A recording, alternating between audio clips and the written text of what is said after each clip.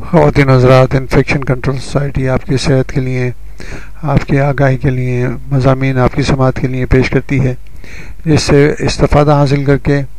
آپ اپنی صحت کو، اپنے فیملی کی صحت کو بہتر رکھ سکتے ہیں اور ان مسائل سے بچ سکتے ہیں جو کہ بیماری کی وجہ سے پیدا ہوتے ہیں، اور ان مسائل سے بچ سکتے ہیں جو کہ بیماری پہ اخراجات کی وجہ سے آپ کی فیملی کو پیش آ سکتے ہیں۔ اینیمیا کی ڈائگنوسس، اینیمیا کی تشخیص کس طرح کی جاتی ہے؟ سب سے پہلے اہم بات یہ ہے کہ اینیمیا کی وجہ کیا ہے، اس کا معلوم کرنا، بنیادی وجہ کیا ہے، یعنی کہ جس کی وجہ سے یہ خون کی کمی واقع ہوئی ہے۔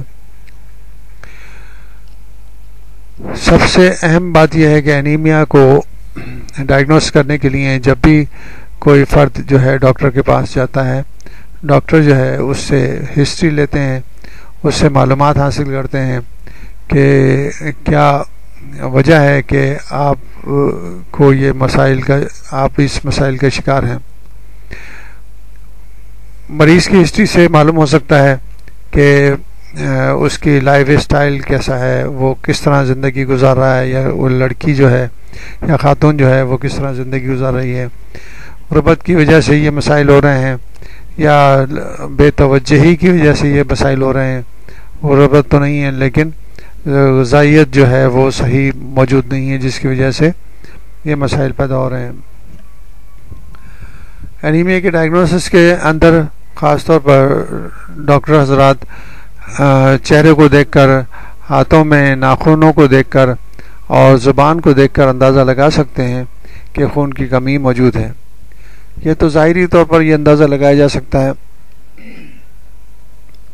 اس کے علاوہ جو علامتیں ہم نے آپ کو بتائیں اس سے بھی ڈاکٹر حضرات اندازہ کر سکتے ہیں کہ مریض جو ہے وہ خون کی کمی کا شکار ہے، اور اس کے لیے لیبارٹری ٹیسٹ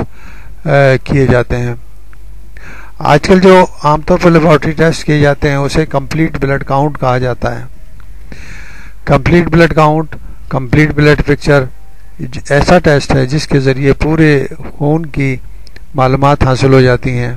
کہ خون کی کمی، کون سی قسم کی خون کی کمی ہے۔ خون کے جو سیلز ہیں، خون کے جو ذرات ہیں یا خون کے ریڈ بلڈ سیلز ہیں، ان کی جانچ کر کر، ان کے سائز دیکھ کر، ان کی تعداد دیکھ کر لیبارٹری جو ہے رپورٹ دیتی ہیں کہ خون کی کمی کس قسم کی ہے اور کتنی لیول کی کمی ہے۔ اسی کے ساتھ ہیموگلوبن پرسنٹیج بھی معلوم ہو جاتی ہے۔ ہیموگلوبن پرسنٹیج سے یہ اندازہ لگایا جا سکتا ہے کہ خون کے اندر یا بلڈ کے اندر یا بلڈ سیلز کے اندر ہیموگلوبن کس لیول تک موجود ہے، کتنے پرسنٹیج اور کتنے گرام پرسنٹیج موجود ہے۔ نارمل جو ہیموگلوبن پرسنٹیج ہوتا ہے اس سے اندازہ لگا کر یہ اندازہ لگایا جا سکتا ہے کہ خون کے اندر 30% کمی ہے یا 40% کمی ہے یا 50% کمی ہے، تو یہ اندازہ لگا کر ایگزیکٹ معلوم کیا جا سکتا ہے کہ اس کی کیا نوعیت ہے۔ اس کے علاوہ کمپلیٹ بلڈ پکچر سے یہ بھی معلومات کی جا سکتی ہیں کہ کوئی ایسی موریثی بیماری تو نہیں ہے کہ جس کی وجہ سے خون پیدائشی طور پر نہیں بن رہا ہو، اور اس طرح کی بعض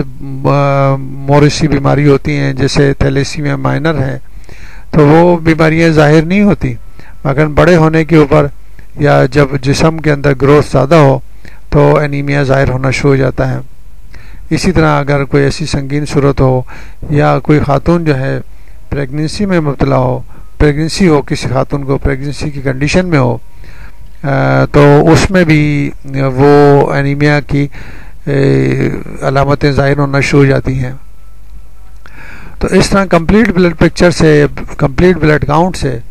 ریڈ بلڈ سیل کا تعداد، ریڈ بلڈ سیل کی سائز اور ایب نارمل ریڈ بلڈ سیلز معلوم ہو سکتے ہیں، جس سے صحیح طور پر یہ اندازہ لگایا جا سکتا ہے کہ اینیمیا کس قسم کا ہے۔ کمپلیٹ بلڈ پکچر کے معلومات کے بعد اگر اندازہ ہو گیا ہے کہ کس قسم کا اینیمیا ہے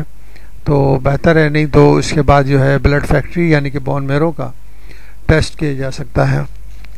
اور وہ جو ہے بلڈ ٹیسٹ جو ہے وہ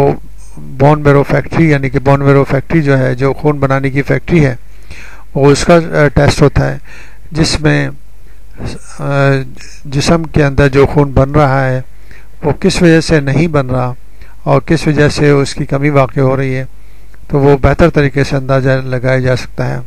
مگر یہ ٹیسٹ جو ہے نا بہت یعنی کہ مشکل حالات میں کیا جاتا ہے۔ مشکل حالات کا مطلب یہ کہ جب ڈائگنوسس نہ ہو سکے، جب کسی چیز کا پتہ نہ لگ سکے، تو اس حالت میں یہ ٹیسٹ کیا جا سکتا ہے۔ تو اس سے یہ معلوم ہو سکتا ہے کہ خون کی کمی جو ہے کس وجہ سے واقع ہو رہی ہے، اور خون کی جو بلڈ فیکٹری ہے وہ کیوں خون نہیں بنا رہی، جو کہ صحیح ڈائگنوسس ہو کے اس کا مکمل علاج کیا جا سکتا ہے۔